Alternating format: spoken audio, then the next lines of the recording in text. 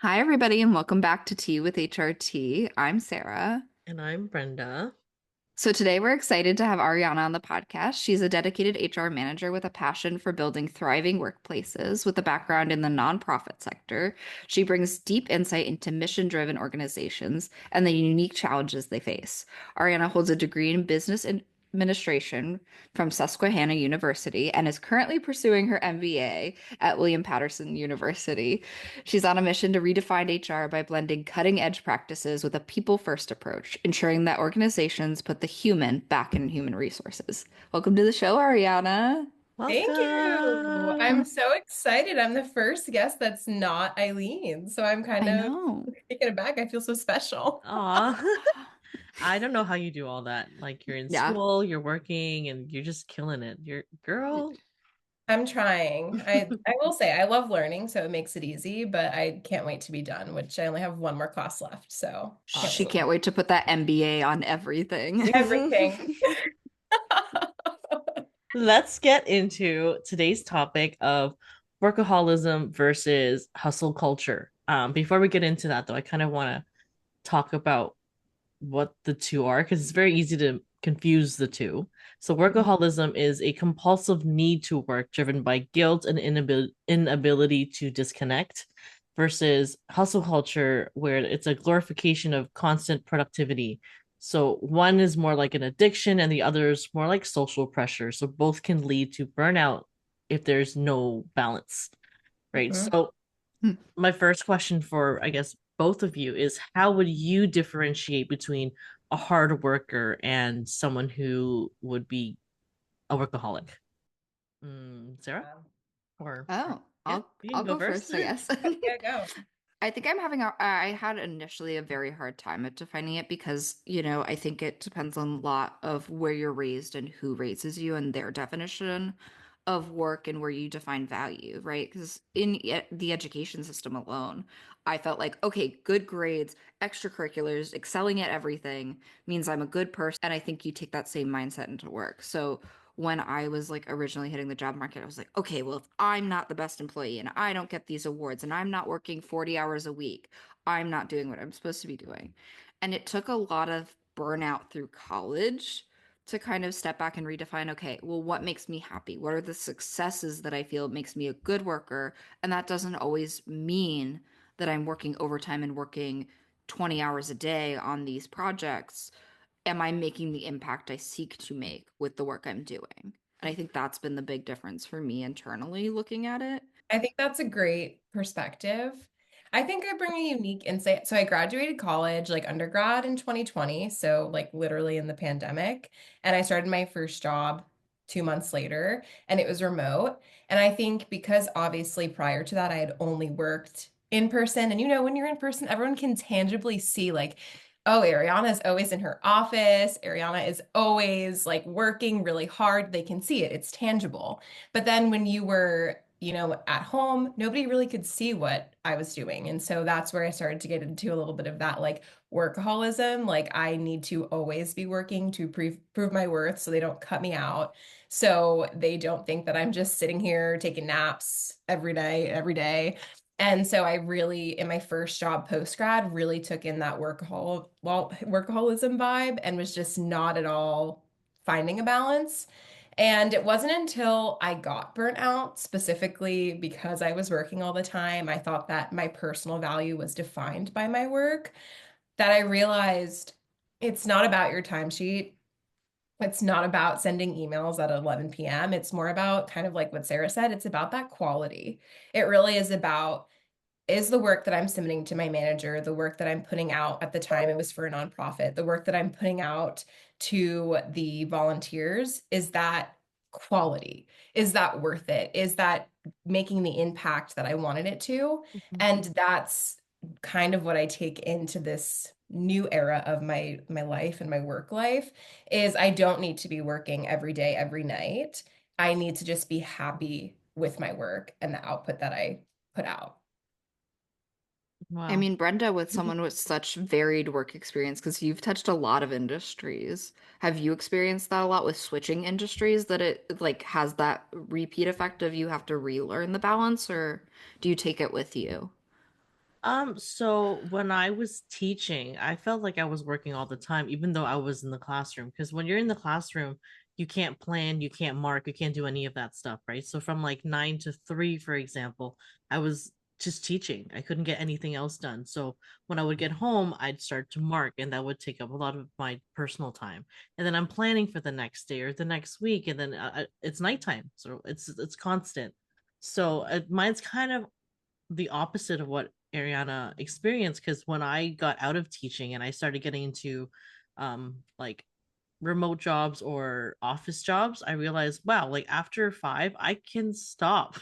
Right? Like after when like, when the clock stops, I can also stop and I can kind of do my own thing. And that's when I realized like, wow, I was really obsessed with working. When I was like, I still love working, but I also love living. You know what I mean? Like Yes.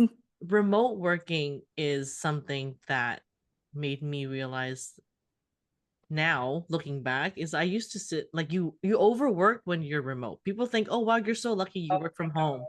you're so lucky you don't have to travel to the office. I'm like, yeah, but I'm constantly on my computer, right? Like I find myself like, even on my laptop at 9 p.m., I'm like, let's just open up my emails, let's just see, Yeah. can I just draft this thing real quick before I go to bed? And it's like, where's the balance, right? So Oh Mhm. that's, yeah. yeah. I mean, we had it the other day, Brenda. I texted you quick and I was like, "Oh, this person like might be a good pitch candidate. Let me just draft this pitch right now. I know like I could totally do this tomorrow. It would not be a thing at all." But I'm like, "No, it's on my mind. I got to do it now." Mhm. Yeah, And it's there's that something thing takes of, over you. yeah. I think it's that spatial differential. Like I learned a lot about it at school, specifically because I didn't have a dorm, so I worked from home and commuted. That a lot of that of defining space, because they say a lot of people who have trouble sleeping at night, it's because you're not separating your sleep space from your workspace, which is Mhm. exactly what was happening to me. So I stage managed and I'd come home at 11, 12 o'clock. And I'd go, all right, well, I have a rehearsal report to get out. I have all of this paperwork to get out, a schedule to plan for tomorrow, and homework to do. So I'm going to sit in my bed and do all of it. And like there was no balance for me between spaces of this is my workspace, this is my sleep space, and my relaxation time. And it really cuts in, especially just like in your body finding balance is the other thing. Because like if you don't teach your brain and body the balance, oh, you're just having trouble to begin with because then your brain never turns off about the work either. Mhm. Absolutely. And I think something that I've kind of adapted that kind of keeps me focused and keeps me not like going back to my workaholism, Ariana, is somebody once said to me, we should not work to live. I mean, we should not, what is it? Live to Live to work, work. Yeah. not like we should be working to live. And I think that really sticks with me because obviously we need money to survive. Like, let's be 100% real. We could not do anything if we had no money. And so I think that is something that I've taken on. Like, I do not solely exist on this earth to work. I do need to invest in things that make me happy. Like, for me, that's working out. If there was a time where, like, I would wake up at 6 a.m., not work out, and just immediately go into work. And that's just not, my headspace was not okay. I was not okay. And so I need to invest in things that make me happy. You need to take your PTO so that you can go and literally get some R&R and come back a better person with a clearer head. That is so important. So I've kind of adapted that into, how I work and what kind of gets me through those really tough days where maybe I do want to work until 10 p.m. Yeah. So I Yeah. think that really like bridges the gap into hustle culture when we talk about that. It's truly when we're talking about it, it's such a phenomenon right now in social media and has kind of become so in the area of, to me, with starting COVID and everything, that people were starting their own businesses and starting to try to find other ways to make money during the pandemic. So they like were like the only way you make money is you hustle, you hustle, you hustle, you hustle.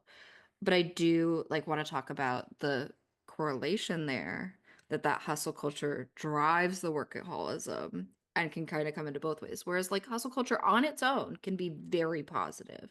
For sure. Um, Brenda, do you have any thoughts on that?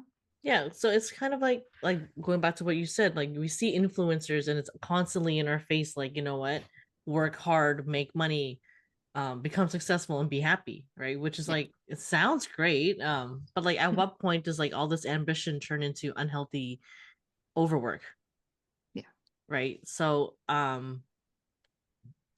something that I see a lot through Instagram and like just like through influencers in general is passive income. Like this idea of like, oh, you need to hustle, make your money make like your money make money for you kind of thing. And it's like, okay, yeah, but how do I do that?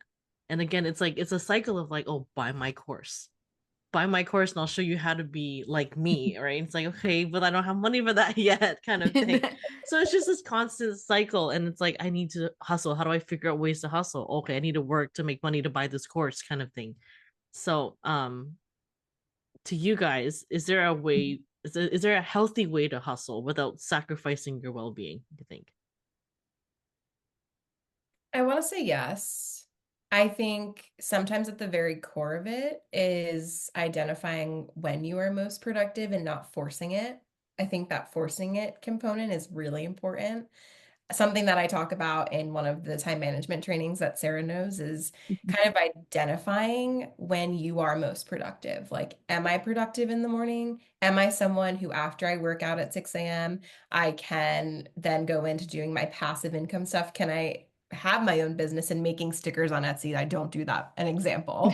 But maybe that's when you can kind of fit that in and then go into your normal work. But even just in terms of like, the hustle in your one job. Sometimes that is just enough. I don't want to Yeah. glorify you do need to Yeah. have a million jobs to be successful. I think you can find peace, happiness, and financial security in just one job. And I think if you do identify when you are most productive, break down like, okay, I can do my payrolls in the morning because that's when my mind is clear. And I'll do my employee engagement stuff, the more fun things in the afternoon when I might get bored with the other more administrative duties. I think that's when you can kind of strike that balance in just your one job. And maybe even add in the other stuff if you feel like you need it or you want it. I Nice. think like that's a very important point, specifically with just identifying how productive you are. And to me, it's a lot of, okay, am I someone who has like more of a flexible thing of, okay, do I need breaks in between? And is that my thing of like, I can do a lot of bursts of just sitting down for like 2 hours and I can get a lot done. And then I need to take like a 10-minute, just walk around the house, have a little section of just sitting back and reading things. Um, but when you get to that point of like doing that, that also requires an insane a lot of discipline. Like Ariana, you and I have talked about that, right? That it's coming back to that and then being like, okay, I've had my little break and now I have to come back and be Yes, productive I've had again. my something fun. Now I need to Yeah. get back into that Yeah. mindset. One final question before we wrap up our chat is something about generational differences. It's always something I want to touch upon in our episodes. It's just, do you think or have you noticed any generational differences in attitudes between work and hustle culture? Personally, like when I look at my own parents, right? Like they immigrated to the country. So for them, it's like working hard is hustling. They're like, wow, I got a job in a whole new country, learning a whole new language, picking up all these new cultural differences. This is hustling. But then when I look at them, I'm like, oh, they're burnt out. They're tired. They're working really, really hard. They're addicted to working. Mhm. um, and then something I was talking to Sarah about in a separate conversation is like the younger generation, her generation, and my sister's generation is like they're so self-aware of like, hey, I know I need work, but I also need to live. Mhm. So yeah. I think I grew up very similar to you, just in the sense of my parents taught me like longevity. Like my dad worked at the same company, worked his way up for 30 years. Like Wow.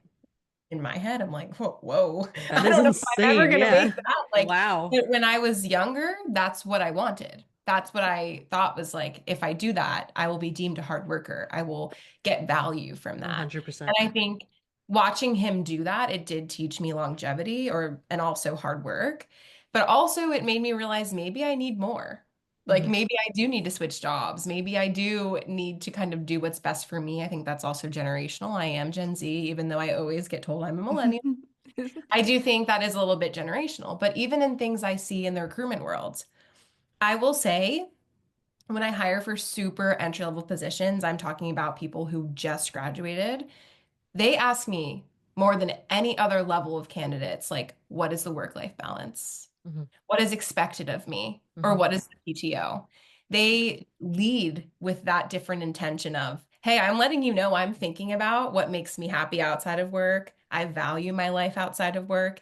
And honestly, I commend them because I don't ever ask questions like that. Me neither. No, Me Like, neither. I'm more no. like, okay, so like what's the work ethic like? Like what's the team? Like what are the hours? Like I don't Yeah. ever ask questions like that. And I really commend this new Yeah. generation because they're really truly in tune with what they need and what they want, and they're not afraid to ask for it. And I think Mhm. it's really commendable. Yeah. And to go off of that, it's another question that I noticed that the younger generation will ask is like, what is your budget? What is the compensation going to be like right off the Yes. bat? And like Yeah. that's something I never talk about when I'm Never. interviewing.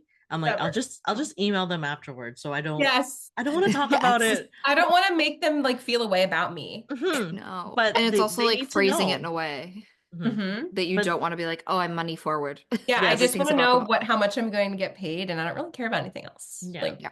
But it's important to talk about that kind of like that's Yeah. why else are you working? and Right. Yeah. So yeah. Any hoodles. So I will ask you, Ariana, as I ask Brenda every episode, what are you drinking? I'm drinking some lemon water with lots of Mm. ice filled to the brim. Ooh. Brenda, what do you have this I morning? have my regular schmegular coffee that I drink all the time in my HRT mug. I love it. Mm. I've got my nice cold brew for a day full of podcast recording and editing, so I'm ready to go. I love So I believe now is the time we cheers to a healthy work-life balance. Everybody absolutely. ready? Right. Yes. Cheers. Cheers. Thanks for joining us on Tea with HRT. We hope you got some laughs, some insights, and maybe even a few things you can actually use. If you like this episode, subscribe, leave a comment, and tell a friend. Find us on social media, links are all in the description, and let us know what you think or what you want to hear more about at tea@hrtransformed.com. Catch you next time on Tea with HRT, where work meets warmth.